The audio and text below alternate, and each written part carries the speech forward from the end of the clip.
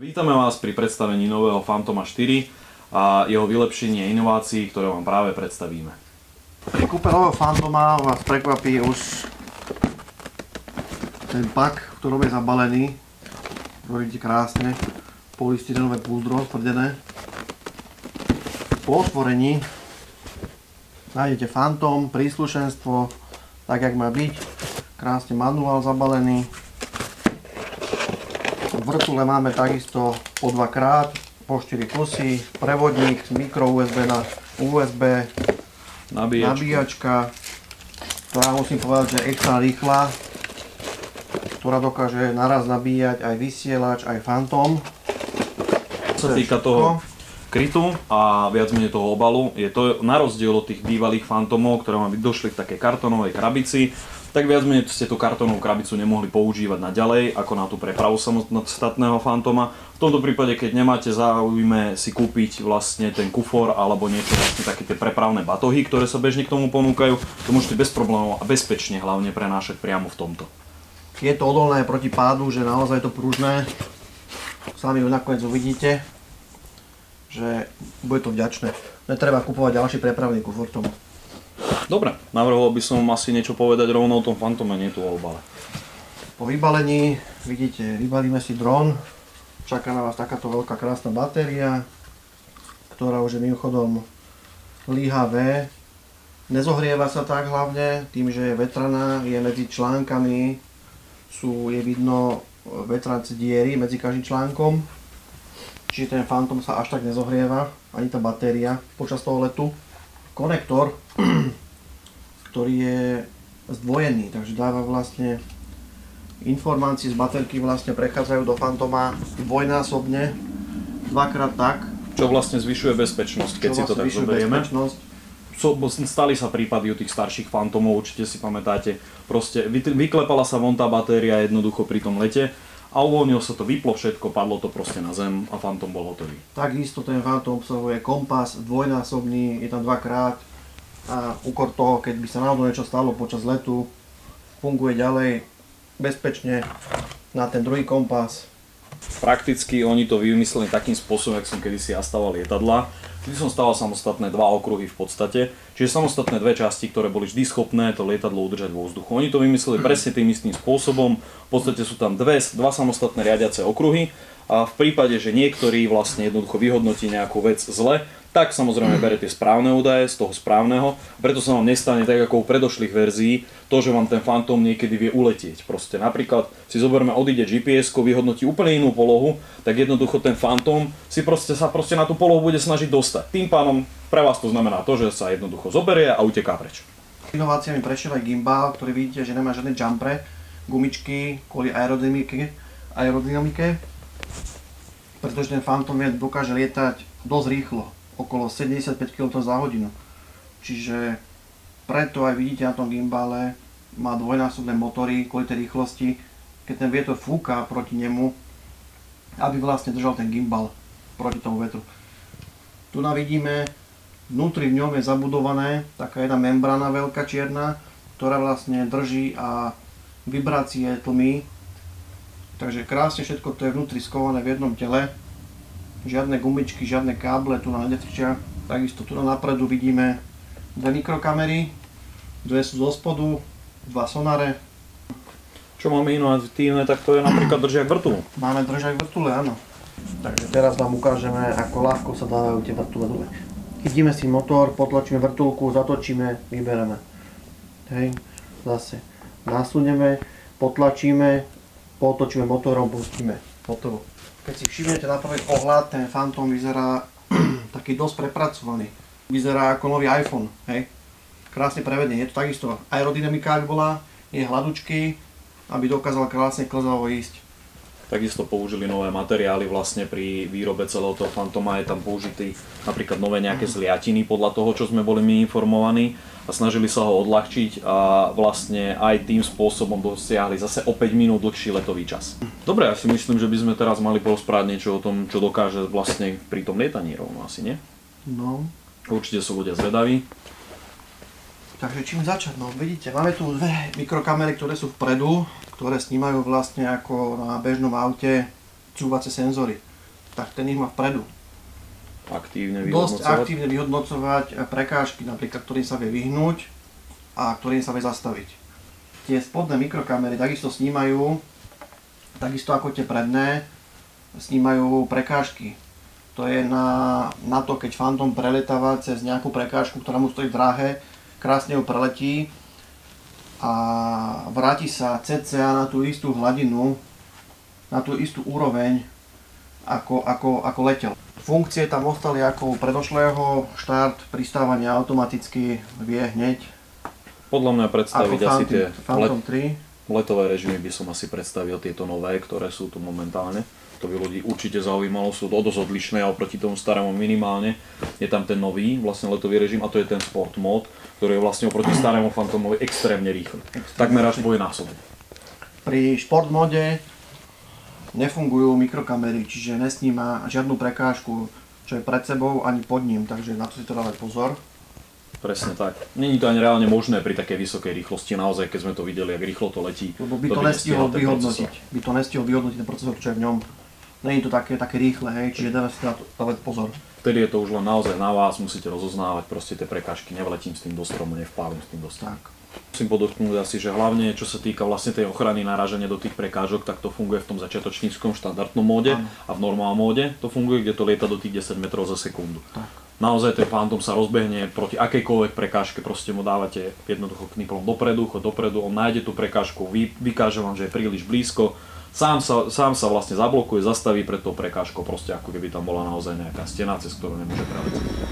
Môžete držať knipel dopredu, koľko chcete, proste Phantom bude stáť. Ďalej je tam funkcia prenasledovanie nejakého objektu. To ma veľmi zaujalo osobne a teraz predpokladám, že je množstvo z vás jednoznačne. A pri tejto funkcii si viac menej viete dať prenasledovať nejakú osobu. Viete to robiť takým spôsobom, že ho prenasleduje, to znamená, že napríklad niekam idete, ak ste videli na tom Phantom Video Original DJI, proste beží človek a jednoducho ten Phantom podľa toho tvaru, dajme tomu tej grafickej časti, on ho proste prenasleduje stále, ten tvar. Snaží sa udržať a dokonca sa to snaží robiť, čo sa mne veľmi páči, naozaj filmovo, to znamená, že nie sú tam žiadne nejaké také, že uteká za vami, naháňa sa jednoducho, fakt ten záber ide strašne plynulo za vami. A čo ešte celkom zaujímavé, pokiaľ máte vlastne nejakého asistenta, ktorý drží vysielačku, tak v tom prípade, že je na vás zaujatý ten Phantom, dajme tomu, on má zadanú hodnotu 3 metre od vás, čiže 3 metre od vás prenasleduje, dáte páku doprava, to znamená, že aby sa posúval po strane a on vás otočí krásne dokola, ako vlastne bod záujmu hlavne. Čiže vy ostanete v strede, napríklad keď vidíte na nejakú výšinu a podobne. Treba si dať hlavne pozor, nikde sa o tom nepíše. Počas prednasledovania Phantom nedokáže ani stúpať, ani klesať. To som chcel presne povedať, pretože v tom videu to napríklad tak robia, že je to tam vidno, že to ten Phantom nastúpal.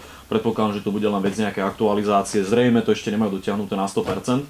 A musia naozaj ten software a tú aktualizáciu preveriť, aby bola 100%, aby sa to nestalo tak niekedy pri tých Phantom 3 občas, že vám neprešla aktualizácia, mali ste problém, museli ste to posielať do servisu.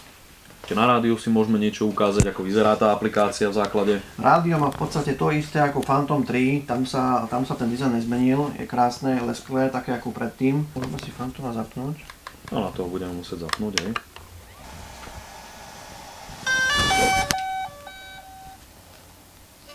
Vidíme, aplikácia nabehla nám Phantom 4. Zvolíme kameru. No a tu už vidíme, krásne Phantom nám ukazuje prekážku, tu máme tu našu plachtu, hej, krásne vidíme tie senzory, ako fungujú. Letové režimy, o ktorých sa bavíme, čiže Tapfly vlastne znamená... Tapfly je to, nájdeme si v diaľke objekt, ku ktorému chceme poslať Phantoma, si označíme, napríklad tam bude strom v pozadí, tak si ho označíme a pošleme tam Phantoma, hej. Tu nás si môžeme na tej pravej strane, máme limit 1,2 m za sekundu, to je jeho rýchlosť, ktorú si vieme následovne mu pridávať, hej, až po 10 m za sekundu. Takže to je prvá funkcia. Ďalšia funkcia je vlastne ten tzv. Active tracking, to znamená, že to je práve to prenasledovanie určitého objektu. Prenasledovanie objektu, čiže Fantoma zdvihneme do určitej výšky, nad nás napríklad tam bude človek, ktorého si chceme označiť. Ako ho zdvihneme Fantoma, zdvihneme cca do 3-4 metrov, takto si ho krásne označíme. Teraz nám to síce nepôjde, lebo Fantom není aktívny vo vzduchu. Takto si ho označíme, krásne sa nám to vyzelení, Go napíše a vlastne vtedy už vie, si pamätá ten objekt toho človeka, to auto, motorku, treba, čo to bude, dokáže to aj psa prenasledovať a tým pádom je to aktívne. Počas tohto režimu vieme kedykoľvek to stopnúť. Na vysielačke tu na pravej strane je pauza, na ktorej to vieme stopnúť, zastaviť na chvíľku. Hej. Potom je tam ďalšia vec, ten objekt, ako sme už spomínali, keď stojí, ten Fantom ho dokáže obletieť krásne dokola tým, že mu dáme vlastne len doľava alebo doprava a ten objekt takto krásne do kolečka ho obletí v tej istej vzdialenosti z každej strany, hej. Čiže to je vlastne bod záujmu. Tak. A ďalej tam máme normál a tu máme už iba Smart, to je pre vlastne na začiatočníkov. To sú vlastne tie letové režimy, ako boli kedysi. Na tých klasických Fantomoch vedelo sa lietať podľa vlastne všetkých smerových strán, alebo sa dalo lietať samozrejme aj. Tu na krásne vidíme tú batériu, tú lyhavečku.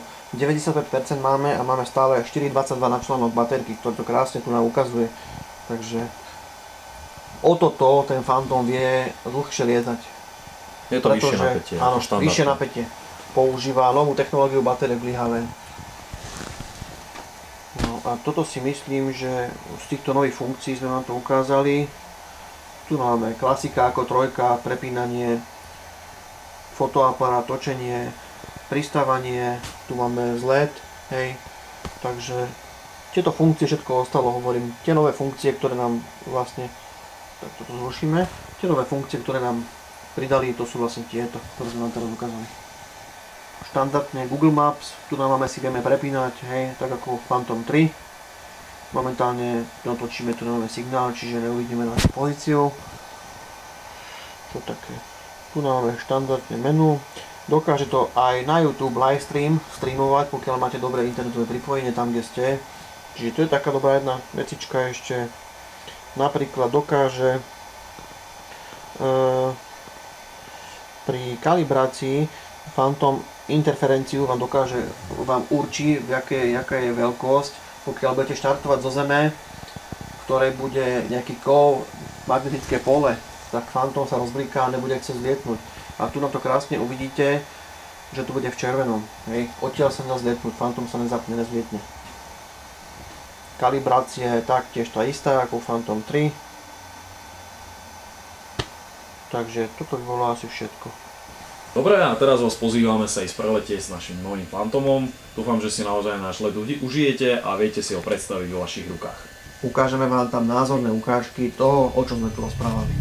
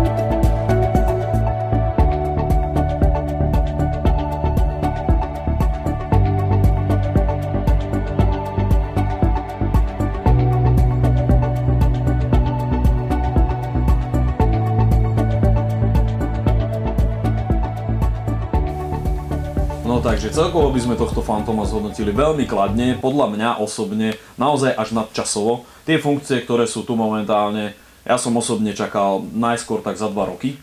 S tým, že naozaj očakávam v tomto prípade ešte väčší progres u tejto firmy a naozaj gratulujem. Čo by som najviac vyzdvihol, naozaj čo ľudia využijú, tak to je jednoznačne to prenasledovanie. Ty by si osobne čo najviac vyzdvihol? Hlavne tie mikrokamery, že dokážu sa vyhnúť tej prekážke, lebo mnoha ľudí, letcov, proste nedokázalo odhadnúť v diaľke strom rozrostaný konármi alebo lampu. Naozaj dokáže sa to aj takýmto veciam vyhnúť. Takže to je pravda. Často k nám chodili ľudia s rozbitými Phantomami. Tak už len taký gimbal, keď sa má poškodí, tak bežne 500-600 eur. Čiže keď si to tak človek zoberie, tak keď si priplatí za toho Phantoma na túto verziu 4, tak viac menej dopredu už ušetrí. Viac menej, čo si ja si osobne myslím, tak áno, toto čo hovorí kolega jednoznačne, že človek s ním letí do stromu, proste ani nevie, nedá si pozor, nevidí ho proste v nejakom tom záberi kamery. Čo je ďalšia vec, veľakrát vlastne tie Phantomy idú na ten systém Go Home. Staršie Phantomy všetky idú viac menej po priamočiare, vlastne po jednej čiari na to miesto, na ktoré štartovali. Bohužiaľ, ak si nevšimnete alebo nebudete to vedieť vypnúť vlastne ten Go Home v tom čase, pri ktorom vám vlastne ide naraziť do nejaké napríklad budovy, stromu alebo čohokoľvek, tak on vám tam proste vpáli. Tento má oči, zastaví predtým, jednoducho nastúpa a letí ďalej až bezpečne na pristáte, čo je super. Tak, takže naozaj zhodnotíme to veľmi pozitívne a určite si nájde aj vás a sami budete maximálne spokojní s týmto výrobkom od firmy DJI. Takže tak. Za firmu RC Svet, pre vás Maťo Záhoran, Marek Polak.